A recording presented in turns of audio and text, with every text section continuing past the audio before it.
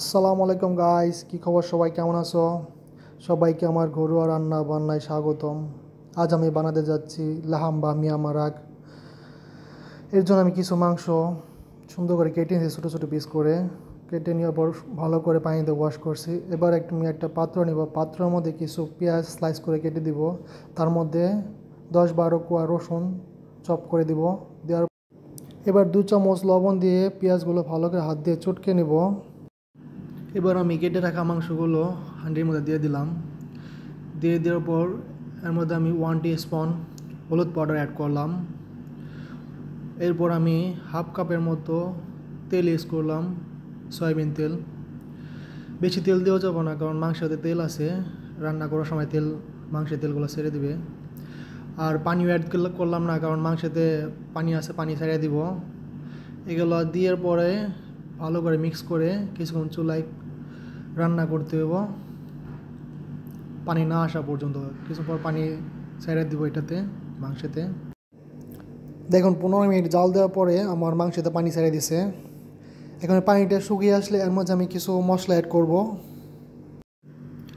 পানিটা শুকিয়ে আসছে মাংসের। এখন আমি এর মধ্যে 2 টিস্পুন আদা রসুন পেস্ট দেবো। এরপর আমি কিছু মশলা দেবো, 1 টিস্পুন কারি পাউডার, 1 টিস্পুন ধনিয়া powder, 1 teaspoon mix powder, 1 teaspoon এলাচ পাউডার, হাফ টিস্পুন দারচিনি পাউডার ও 2 টিস্পুন সুইট পাপরিকা পাউডার। এগুলো সব একত্রে ঢেলে দেবো এর মাঝে। ঢেলে দেওয়ার পর এগুলো দিয়ে কিছুক্ষণ মাংসটা কষাইতে হইব, ঠিক আছে? ভালো মতো মাংসটা কিছুক্ষণ পর পর নাড়া রাখতে হইব, নাহলে নিচে লেগে যাব। আমার কষানো হয়ে আসছে হালকা। এর মাঝে আমি এখন অ্যাড করব 2টা মিডিয়াম সাইজের টমেটো চপ। টমেটো দিয়েও ভালো মতো কষাইতে হইব, নাড়াচাড়া রাখতে হইব যাতে নিচে লেগে না যায়। এভাবে সুন্দর করে নাড়াচাড়া করতে হইব। দেখুন আমার টমেটোগুলো নরম হয়ে আসছে। এখন আমি এর মাঝে অ্যাড করব tomato paste, 1.5 cup tomato paste এটার সাথে অ্যাড করব। টমেটো পেস্ট দেওয়ার পরে সুন্দর করে নাড়াচাড়া করতে হবে ভালোভাবে, আর খেয়াল রাখতে হবে নিচে যাতে লেগে না যায়, বারবার নাড়া রাখতে হবে। টমেটো পেস্ট দিয়ে এটাকে কষাইতে হবে কিছুক্ষণ ভালোভাবে। কষানো হয়ে গেলে এর মাঝে আমি গরম পানি অ্যাড করব পরিমাণ মতো। এবার আমার মাংসগুলো কষানো হয়ে গেছে। এর মাঝে আমি প্রয়োজন অনুযায়ী গরম পানি অ্যাড করব। গরম পানি অ্যাড করার পর এটাকে জাল দিতে হবে কিছুক্ষণ।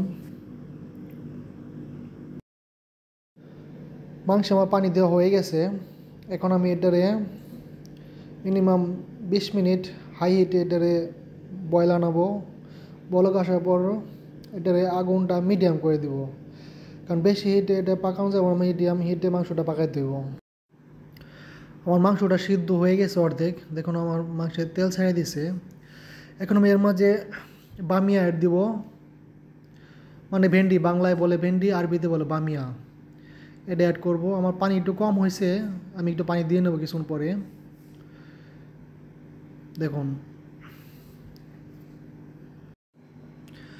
বামিয়া বা ভেন্ডি 15 মিনিট কুক করার পর এর মাঝে আমি দিব 2টা ব্ল্যাক ড্রাই লেমন।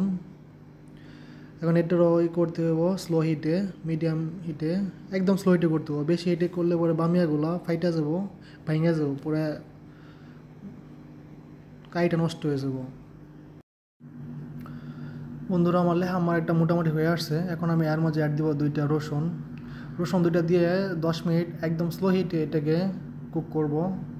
বেশি হাই হিটে এটা কুক করা যাবে না, তাহলে ভেন্ডিগুলো সব সুইটে যাব। দেখুন বন্ধুরা আমার লাহাম বামি আমার সম্পূর্ণ হয়ে গেছে। এখন এর মাঝে আমি অ্যাড দিব কিছু ধনিয়া পাতা, সামান্য একটু লেবুর রস, আর একটু রোমান সস যেটাকে বলে ডালিমের সস, এটা 1 টিস্পুনের মতো দিব। আর লবণ আমি আগেই দিয়েছিলাম, লবণ আপনার টেস্ট অনুযায়ী লবণ দিবেন। এইটা মানে একটা টেস্ট হইব, হালকা টকটক হবে, সেই হলো। আর এই লাহাম বামি আমার কুয়েতি খুবই পছন্দ করে, আর কুয়েতিরা সব বাসায় এই মারাকটা চলে। আর এটা আপনার মজবুজ দেওয়া খেতে পারে, বা হোয়াইট রাইস দেওয়া খায়, ঠিক আছে? যে কোনো জিনিসটা খাইতে পারে। খুবই একটা সুস্বাদু একটা খাবার আর খুবই পুষ্টিকর একটা খাবার। তো বন্ধুরা, সবাই আমার জন্য দোয়া করবেন। ইনশাল্লাহ দেখা হবে আগামী কোনো এক নতুন ভিডিওতে। সবাইকে আমার ঘরোয়া রান্না বান্নার পক্ষ থেকে সবাইকে ধন্যবাদ। তো ভিডিওটা দেখার জন্য সবাইকে অসংখ্য অসংখ্য ধন্যবাদ এবং আমাকে সাপোর্ট করার জন্য সবাইকে অবশ্যই অবশ্যই ধন্যবাদ। ওকে, আল্লাহ হাফেজ।